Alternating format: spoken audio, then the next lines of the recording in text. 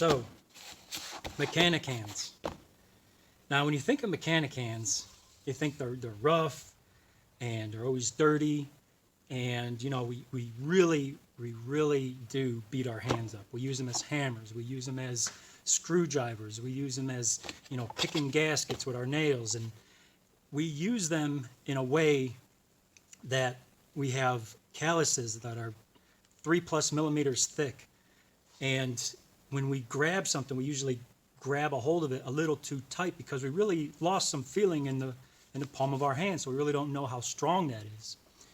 So another thing that you can relate to mechanic hands is we can also feel when something's wrong, when you know something's wrong and something isn't quite right. For instance, this is a flex plate off of a Dodge. It's off a Dodge 360. You feel it and you know that it's robust, it's thick, it's going to hold up, and it's strong. But what happens when you replace this and you get something like this in the mail and it just doesn't feel right now? It doesn't feel right because, one, it's lighter. Two, you can feel the imperfections.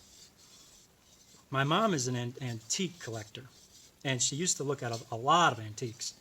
And she always tells me, when you want to look for defects, always close your eyes and look with your hands. Your hands will find it before your eyes will.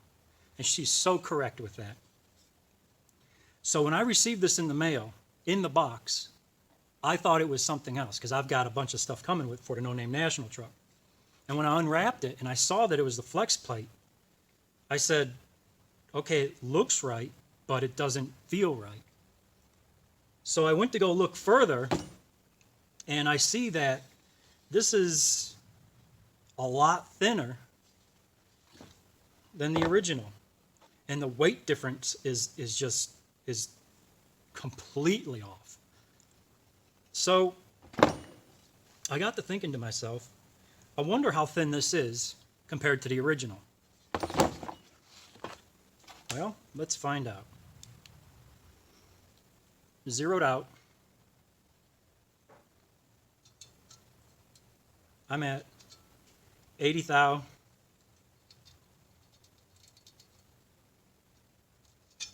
85 there. And there's some crust on it, so I could just imagine that there's probably, here, 80 thou. Some more crust. 80 thou. Let's take a measurement here. What do you got?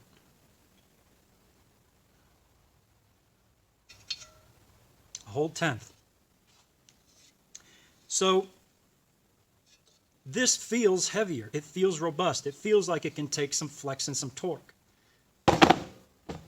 This is what I waited on for a month for it to come in the mail. And now let's measure this. Again, zeroed out.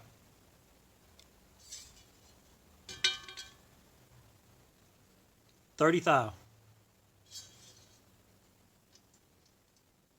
65.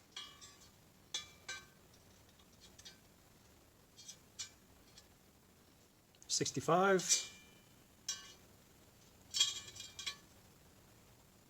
50.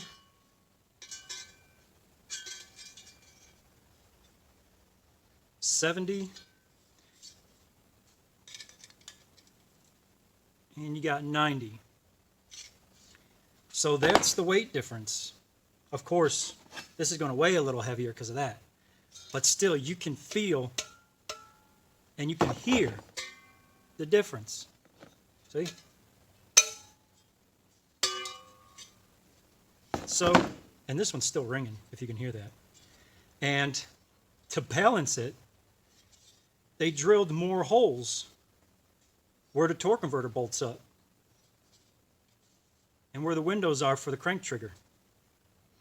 So this is a very inferior piece. You got to look what you're buying, guys. This stuff is getting out of hand here. I didn't think of that. I mean, I didn't think it was that far out of hand. But apparently, it's getting to the point where you really gotta focus on what you get and double check everything.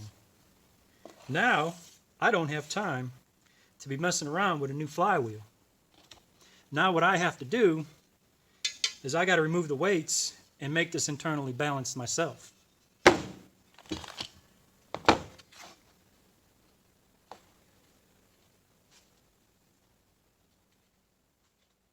Just for GP.